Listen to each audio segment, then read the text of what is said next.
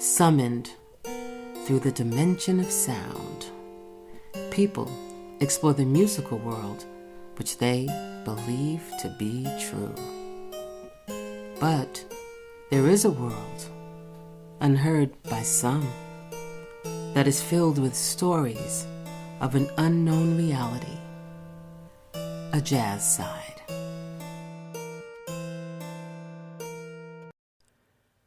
Episode 12 of Tales from the Jazz Side is with cellist, bassist Jennifer Vincent. My guest today on Tales from the Jazz Side is cellist, bassist Jennifer Vincent. Hi, Jennifer. Hi, Veronica. Okay, thank you for, we're doing this a second time, of course. That's awesome. Because I messed up the first time, but... I got to clean my house twice, so... Yeah. But I appreciate you taking the time out. No problem. Yeah. Okay, so, interestingly, when you have history with people, how, when you think about them, all these different memories kind of come to the surface. And, some of them are like, why did I think about that one? Why did that one come up? And I've noticed that a topic that comes up a lot with most of the guests that I've had so far has been around what I like to call in the trenches gigs.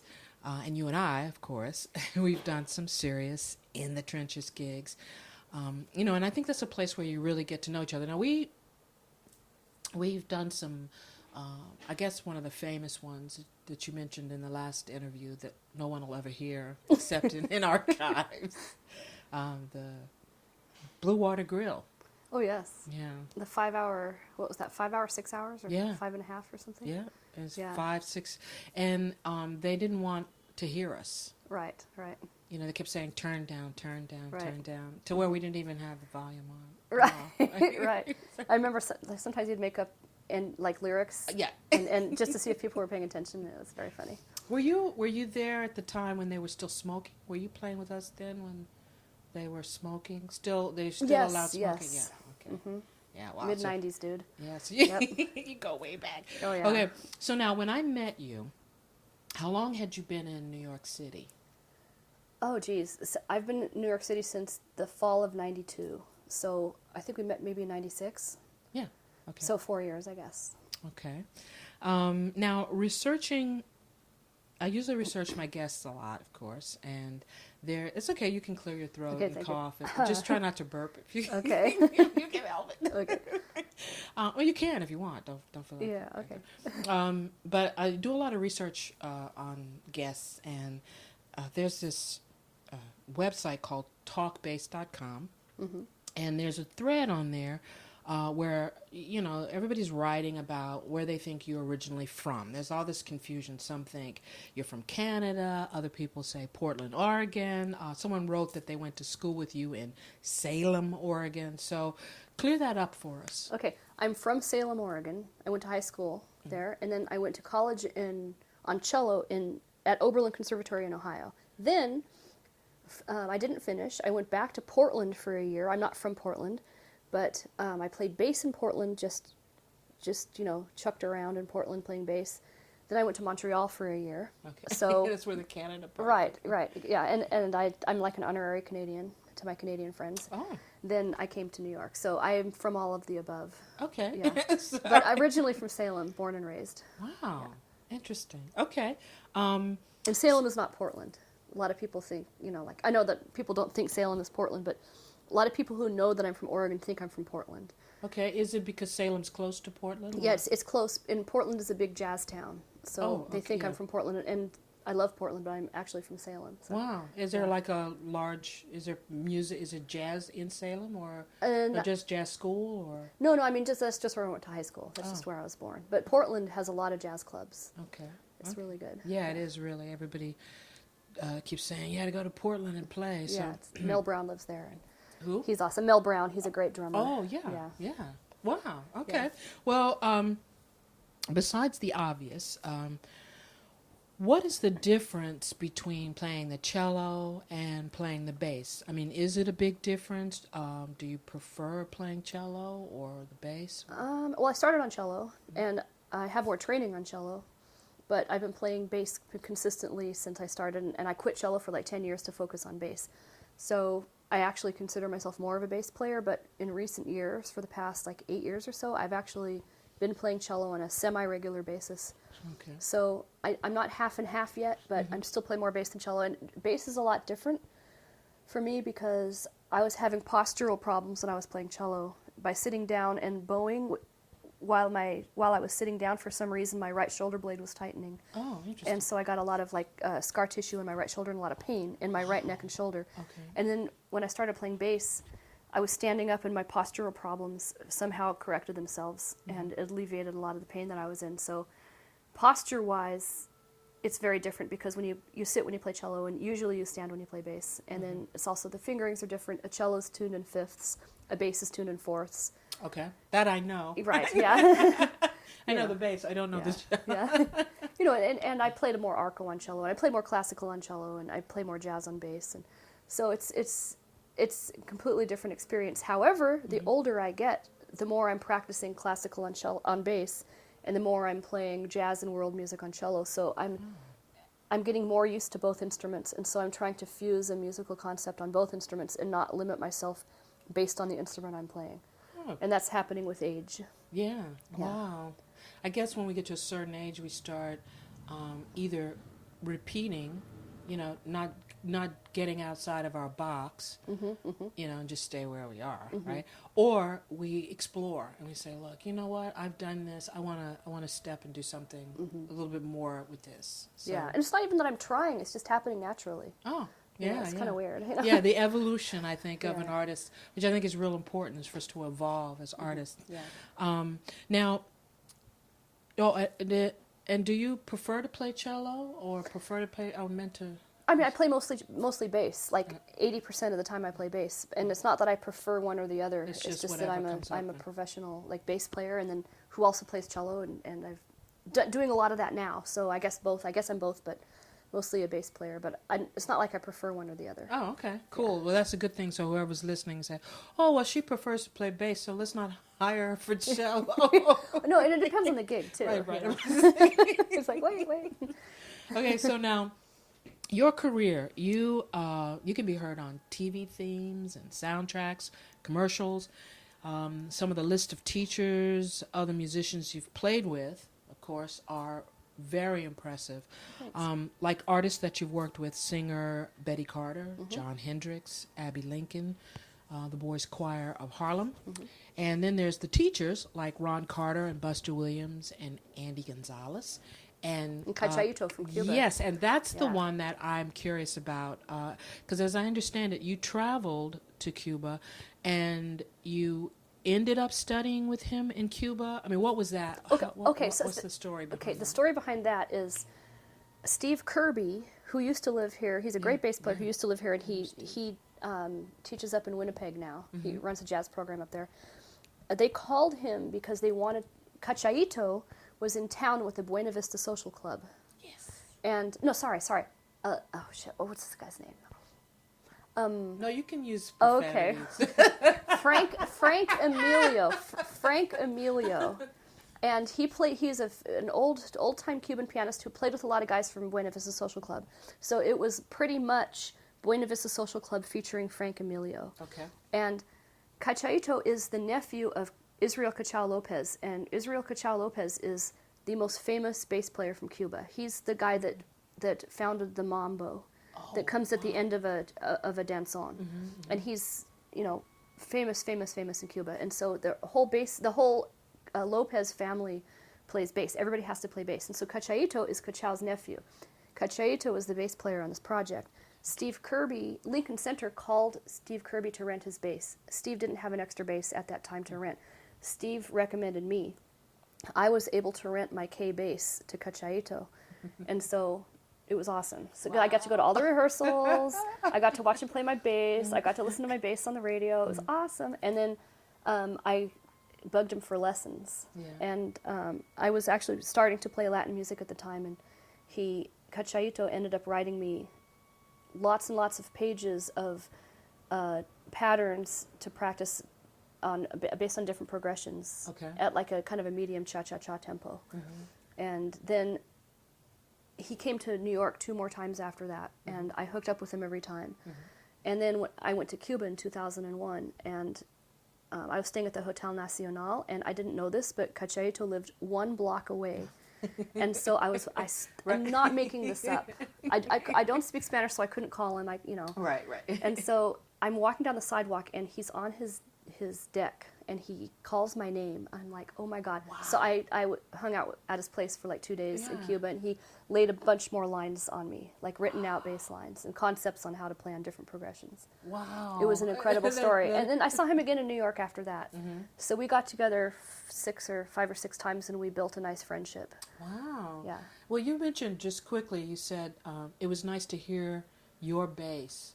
Can bassists really recognize their... I mean, can you recognize, oh, this is like this is the sound of my bass, or no, or it's just that the idea that you knew he was playing your bass? Yeah, it was just nice to know that he was playing my bass, and he sounded so good, and he made my bass sound great. So, and plus, I play gut strings, and he had me put steel strings on my bass for him because he wanted to play steel. So it didn't really sound the same as it would. Exactly, it didn't sound the same. It sounded similar, but not exactly the same. Yeah.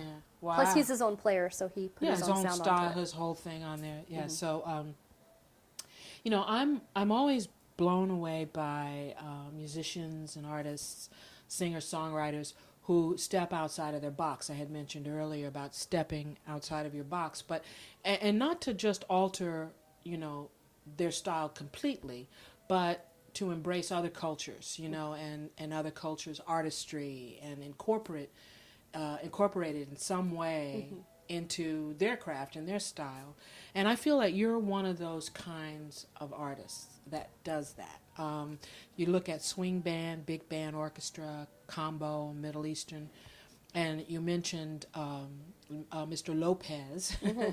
And so I think that explains why you have such a strong root. You have strong roots in Latin music.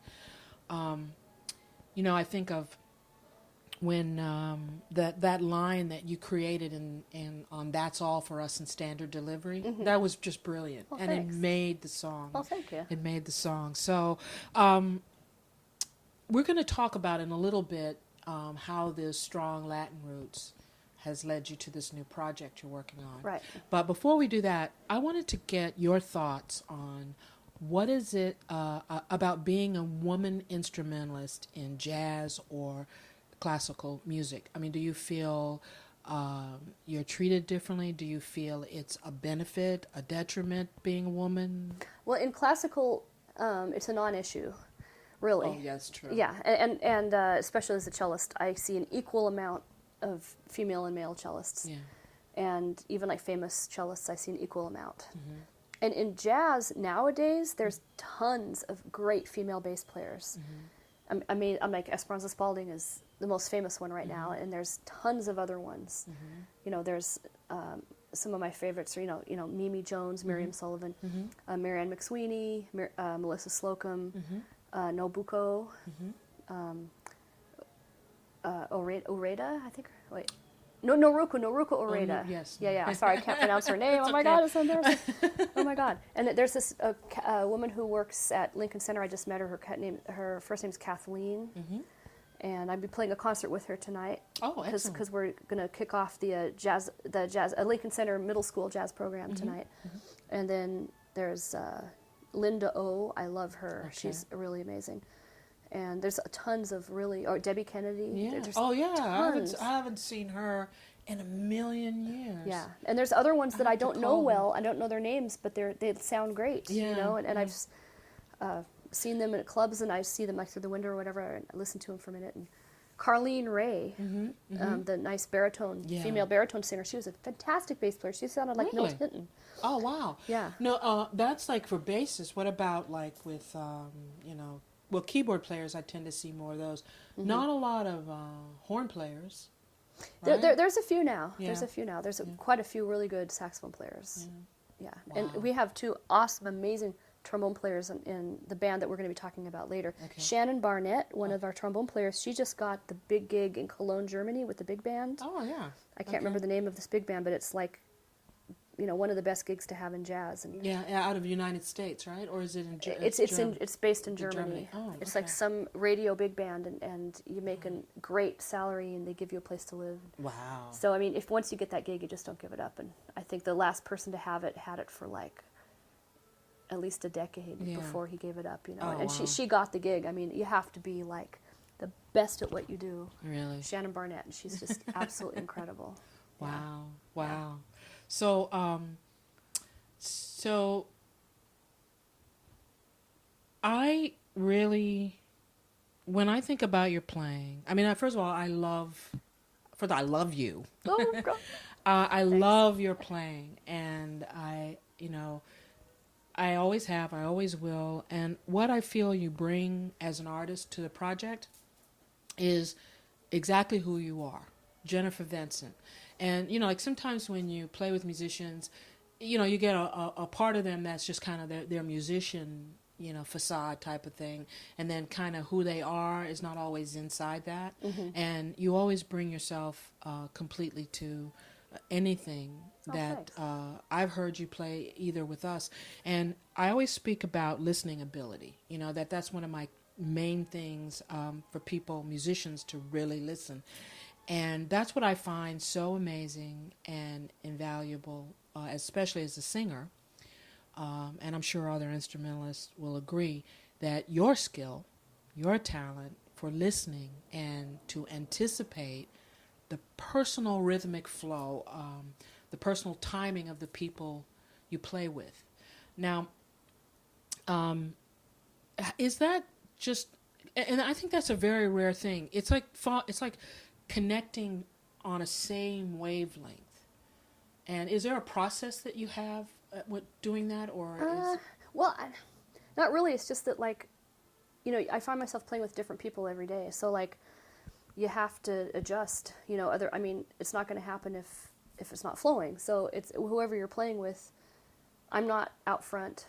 I'm not, the solo instrument, and I'm not usually not playing the melody. I'm usually accompanying. And so when I play cello, sometimes I do play melodically, and so then people have to kind of fall in line with what I'm doing. Okay. But when I'm a bass player, which is 80-90% of what I do, I'm laying down a foundation for people to play on. So if I'm not hooking up with what's going on around me, then it's not going to enhance the situation. It's not going to make the situation flow musically. So, and then also I believe in pulse, not time.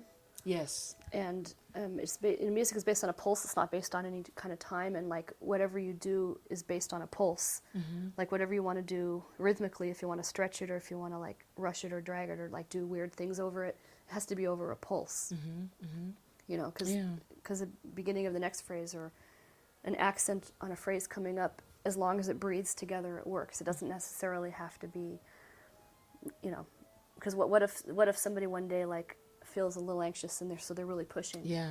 Or like what if like I'm tired and I happen to be dragging, or you know what I'm saying? So it's like if the band is feeling the pulse together, that's, to me, it works better than trying to base something on a metronomic time. Yeah, and it always sounds, it's so organic, and it makes it very easy to get from point A to point B and through the song. So cool. You're not fighting, you're not resisting things. Do you teach? You teach? Yeah, I have taught a lot. This year, I just got this job teaching for the Jazz at Lincoln Center program, the middle school program. Oh, cool. So that starts this week. Oh, cool, yeah. So that'll start this week. Wow, okay. Yeah, so it gives me a reason to go visit. Cool, yeah. Oh, my God. Yeah, because we're doing the kickoff concert tonight, actually. Oh, so beautiful. It's funny that you mentioned that. So. Yeah, no, that's actually interesting, because I've always wanted to ask you if you did that. Mm-hmm. I know you for 78 years, and I've always wanted to ask you. No, actually, I didn't teach for a long time. I only had one bass student, and he came to me for like a long time, and he loved, but that's the only student I had for like 8 years. Then last year I did a Broadway show, After Midnight. Mm-hmm. Yeah, but that was great. Thanks. And then the year before that, I taught an after-school classical string program. Actually, it wasn't just classical. It was like classical and world music. So I did some charanga with some violinists. And it was like in chamber music, after-school chamber orchestra. And then I also taught some cello lessons. And so I did a lot of like classically oriented string teaching the year before last. And I still teach private cello lessons up in Scarsdale. Oh, okay. So, cool. Yeah. I do a lot of like the classical cello kind of thing. That's the for what you teach. Okay. So now let's get to the what you're working on right now. The project we had mentioned earlier with the strong Latin roots. Yeah. Coco Mama. Yes. Tell us about Coco Mama. Okay, Coco Mama is a 9-piece, all-female ensemble, and I used to say Latin ensemble, and it's based mostly in Latin music, but we've kind of expanded a little bit, and it's kind of like not exactly pan-Latin, but it's almost world, almost. We're incorporating some African grooves, not so much on our first CD, but on our next CD that we're going to be doing next year. We're going to be incorporating more of that, but like we have like some salsa, some timba, some tango, some Brazilian stuff, so that's kind of like a pan-Latin kind of thing, with some jazz influences also, and some also funk and hip-hop influences. Wow. So, wow. Did you write anything for that? I didn't write anything, but I arranged.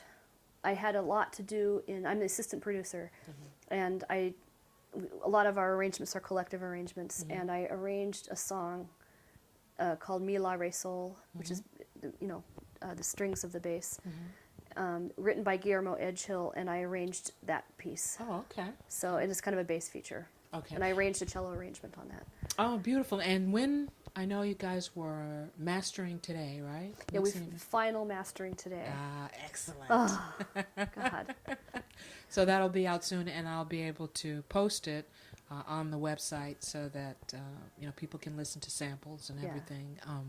Okay, so now we're going to go to the basement, where the core of what the show is about, what I really like about the show, which is being scared. I love fear. Oh, yeah. Are you ready? Yes. Okay. So now, question number 1. Tell us about someone that you have worked with who was a little frightening to you, but in a good way. Oh, my goodness. Let's see. Wow, I don't know. I've never had somebody say to me, I don't know. Nobody jumps out at me. Well, no, I mean, it's cool. I mean, maybe there's, I think if I had to work with Abbey Lincoln, it would have made me really... But she didn't scare me, though. She was super sweet. Yeah, but I mean, I'm just saying for you, okay. But for me as a singer and a singer-songwriter, right. I would just be like, blah, blah, blah, Nobody that I've worked with has really scared me, including Betty Carter, because she continues to, she scares a lot of people. Yeah. The thing about Betty Carter with me was I was never officially in her band. I only filled in, or I would just do one thing with her and then not see her for months and do one more thing. Okay. So it's not like my job was on the line. Oh, yeah, it's true. So, that's true. And that's one of the things that create fear with people, Right. Yeah, it's true. Right. And that's even true in music, folks, because people think, like if you're in a 9-to-5 kind of corporate job, and they, you have the fear of being fired. It's the same thing as a musician. Right.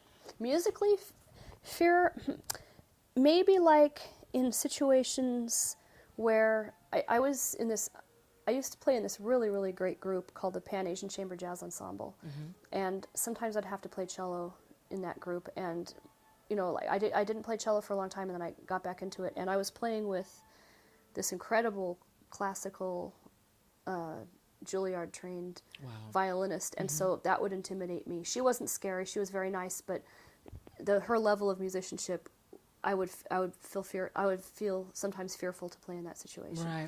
Bass wise, if Ron Carter was in the room, I'd feel scared. But I never had to work for him. But and I'd be scared at my lessons. Yeah.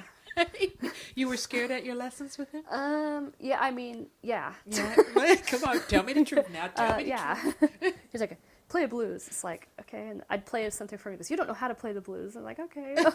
and like one time, he has this full-length mirror in one of his rooms, and so I'd be playing, and he'd just be looking at me like, shaking his head like, oh my God. And so like I would see myself in the mirror, and then Ron Carter's there looking down, shaking his head, and so that was terrifying, Right. Like, he's like, oh God. And once he came to one of my gigs, and I was like, I was like freaking out. See, you did. See, yeah, there you go. There was a story. Okay, yeah. Yeah, took some digging, but right now. Well, we with fear we kind of suppress it. We put stuff. But you kept doing it. You kept going, and you kept taking lessons. Oh yeah, and when I first started playing bass, sometimes like I was kind of a beginner, and I'd have to sit in with like my heroes, like Gerald Cannon and Dwayne Burno, and Essie and all these incredible bass players, and I was total like weak. I was weak, you know, so I thought, and it was very, very scary for me to sit in. Because they were so nice. They're like, oh, come and sit in. And I mean, just hearing this incredible bass playing, and then I would be like, you know, like, what do I play after that, you know? So that's another scary situation, is sitting in when I first started. Yeah, I want to ask you a question around that, too, because when you first started playing, did you just work on the lines and do those until, when did you feel comfortable enough to start doing a solo, you know, to play a solo? Oh, geez.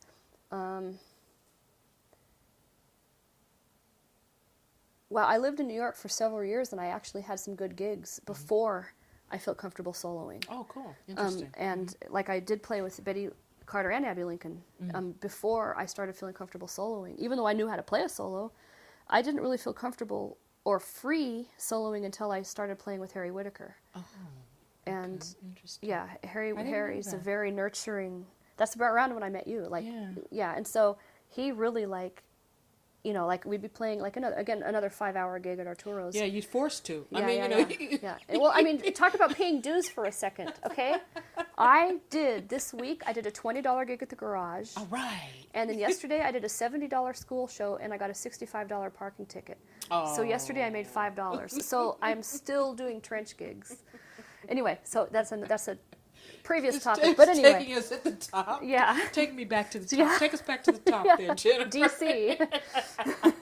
Da capo. Right. No, but, so it's like, you know, so. Sorry, okay, that was perfect, because I was curious about that. I've always wanted to ask you, when did you feel comfortable solo? Yeah, Harry Whitteaker. So like he would play a song, he'd be like, okay, like he'd do a vamp, and he'd have me take an solo vamp intro up front. He'd always have me solo, and then he'd have me do a vamp at the end. So, and this is like piano and bass gigs, or piano, bass, and drums, and he would have me, he goes, just play, and so he'd be playing these incredible chords, and it's like his spirit like inspired you, and so like I didn't think about what I knew how to play, because I didn't really feel like I knew how to play anything, you know, so like I threw all that out and just played my feelings. Wow.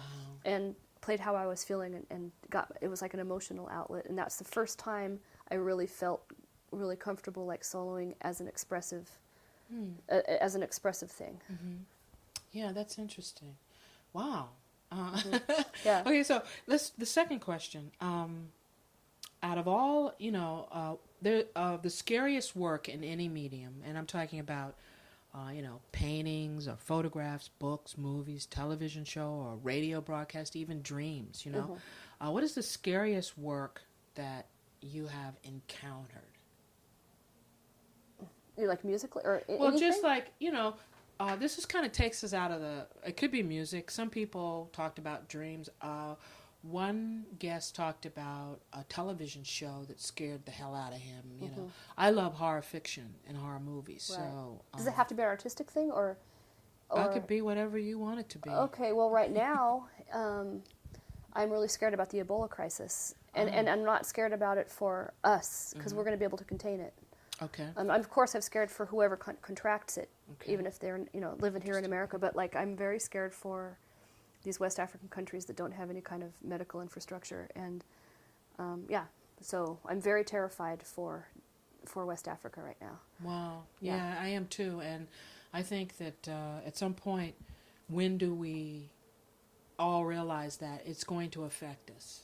You know, we always think it's over there, it's not going to affect us, but now they're finding cases here, and so. But it's an interesting thing that you said that, because I believe Jay Anderson, the bassist, great bassist, his was guns. You know, that we need the need for more gun control. Right, interesting. Yeah, so that's interesting that the two of you guys came up with me, a horror movie, a horror book, you know. Like, oh, Twilight Zone scares me. I should not be on the board of Brooklyn for Peace. Okay, so now, the last question. What is the scariest thing that has ever happened to you while performing live? That's easy. I got stung. You go, oh. Yeah. Oh, no, did I get stung? No, two things. Okay, one time I was playing a gig out in a field and the grass was very thick and there were these huge horse flies and they were biting my ankles. That was awful. And then there was another one where there was like some large bee or a wasp or something. I didn't even recognize it. It was some kind of a hornet or something. And it was flying around me and I couldn't leave the stage. Right, what are you going to do? He was like, and I'm like, ah, you know, like I couldn't really, you know, that was terrifying. That was really scary. Yeah, and you were thinking you're either going to get stung, or did you think that you're not going to be able to play? I didn't even think about that. Oh, you weren't even thinking about that. Get that bee away from me. Oh, I got to make sure we don't play in any fields. Oh, but yeah. No, but in terms of playing, I did an Abbey Lincoln retrospective on cello, and I hadn't played cello in a long time. So before I went on the stage, I was like, shit, I don't even know if I can play any note on the cello. I don't know if I can do it. I was just like shaking. Yeah. I was so, and then once in high school, I almost threw up before a concerto competition. Yeah. I didn't throw up, but I thought I was going to. So my scariest times have been with cello. Oh, okay. That's interesting. I don't really feel scared with bass. Because you feel so at home with the bass. So I wanted to ask you, is there anything you would like to say or share with young women that are starting to play the bass or become instrumentalists, either in jazz or classical or, you know, just some insight? No, if you want to do it, you know. Yeah. And, you know, even if you don't become professional, it's great to start anyway because you can play an instrument your whole life. And so whether or not you become professional, you can enjoy it your whole life. Yeah. And one of the most common comments people make to me when they see me wheel a bass or a cello down the street is that, oh, I used to play, they always say, I used to play like in high school or in elementary school or something, and I quit and I really regret it. Wow. So that's the biggest thing they say to me is that they regret playing. So no matter what you do with music, whether or not you make a profession out of it, you can always enjoy it your whole life. And then if you want to be a bass player, I would say go for it because everybody needs a bass player. Yes, and always. chances are you'll get work. Especially in jam sessions, that's like the same bass player is in a jam session playing all night. Yeah. So rare as a cat comes up and play. Okay, so anyway, this was incredible, Jennifer. I thank you so much for doing this again. And I think that It's over? Yeah, wow. well, so fast. Yeah, it does go quickly once we've done it one time. Yeah. I got the pulse down for this one. But thank you so much for doing the show. And that wraps it up for us here on Tales from the Jazz Side.